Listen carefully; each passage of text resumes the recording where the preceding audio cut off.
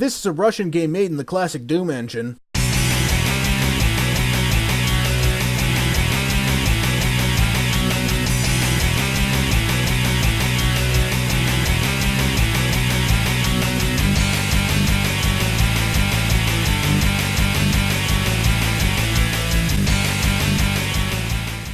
Welcome to Sharpshooter 3D, a no-holds-barred, batshit insane beat-em-up made by a couple of dudes in Russia.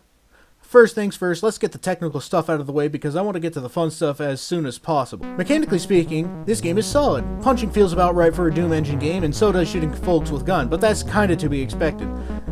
As for the reason I decided to render this video out to 720p as opposed to full HD is because this game is locked to that resolution and the frame rate is also locked to 30 frames per second.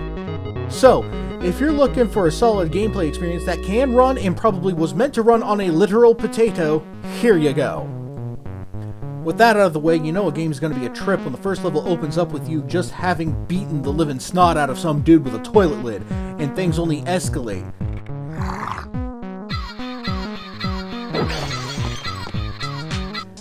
Oh hey lady, about the lid. Ah, fuck! Okay, she hit me first. But you see what I mean? The entire bar is already in full-on brawl mode, and they're out for your blood, and there's a cop already on the scene. Later in the level, you get to beat up doped-up hippies, that's explained later, and participate in the gang war. And that's just the first level, so hold on to your butts because shit's going down. Before I continue, I'll comment on the weapons. Some are, of course, stronger than others, like the beer bottle is scary effective.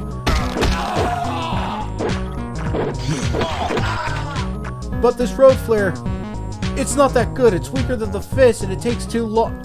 Okay, I take everything back.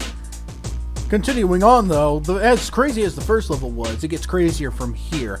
You can do a prison break as well as crash a live trial.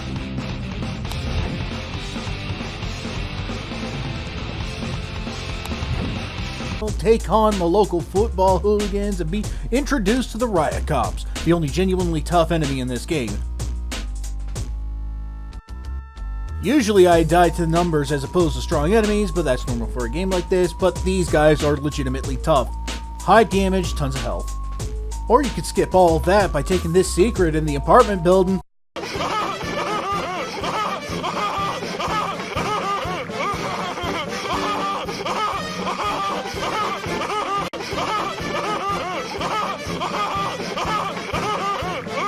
Of course, inevitably this game was going to stumble and the third level is it.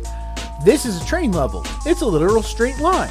Now in some games, train levels are a unique exercise in creativity, providing a fairly unique take on a literal straight line. My golden standard for a train level comes from Blood. It's a fairly short trip from one end to the other and back, but there's a ton of secrets and corners to make each encounter unique. This train isn't though. As for the fourth level, well, the X is first introduced here and is fairly overpowered and... Jesus! Anyway, as I was saying, this secret reveals that there's also a satanic death cult going around. Oh, quick note about the shotgun, it doesn't feel too powerful to fire, but the results speak for themselves. And what does the opening of the fourth level reveal? It's a satanic hippie death cult. Not kidding, that's why you should beat up every hippie in the game. There! Hold up, let me get Mermaid Man for this one. They're evil! I hate to digress and retread ground, but the strange segue in this game is a bit odd. The controls are loose, the monsters don't have much of a pattern and go wherever the hell they want. But it's also courteous enough to know when it's worn out it's welcome. Hey, seriously, it's over in about 45 seconds. And from here on out, it's nothing but sheer escalation. With more weapons being introduced, the arsenal ranges from, as stated before, simple beer bottles to frying pans with oil. Seriously, you can melt the dude's face off and use the pan as a melee. So I want to comment on the art style of it. I love it. It doesn't mesh with the gameplay perfectly, and I'll explain later, but I love this. It kind of reminds me of the menus from Road Rash from way back in the day. It's just fun, unique, kind of got that weird, super deformed look going on. It's great. But as I said, it doesn't mesh perfectly. See, most games of the era have monsters with a huge sheet of sprites to capture a variety of actions from many directions, with the exception of most decoration sprites like statues. But this dude's animation only has the 2 sprites, and I guess the hitbox is a bit wide, so when I leave him, he's always facing me, and so is his hitbox. So it collides with the train, killing him. Luckily, this doesn't really affect the game in any real way. Okay, so one of my favorite levels is the prison break level. Not only do you get to stab a dude with a pencil, but you can pull the fucking lever. Come on, they obviously wanted me to do it. The switch is right there. And even after you escape from the prison, the game gets even more crazy. So first, here's the face melting scene again, because I could. And second, well, this room has seen better days. And what the hell is in here? Right, so when they say stay out, they mean it.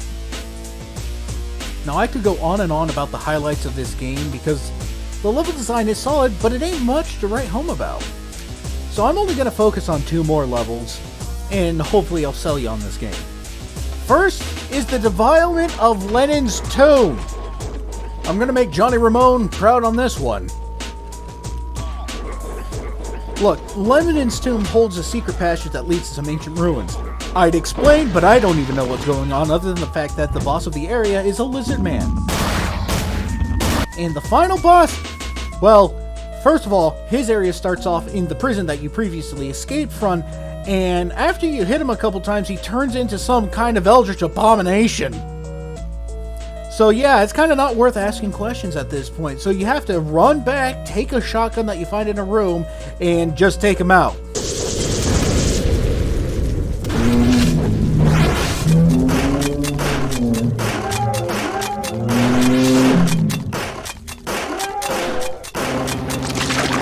Yeah, at this point, this game has completely gone off the rails. As bizarre as this game is, I loved every second of it. And it's only $6, for which, for a price point, actually it's about right. The gameplay isn't as strong as Doom's or other games in this very genre, but what you get is fun, if only worth one playthrough.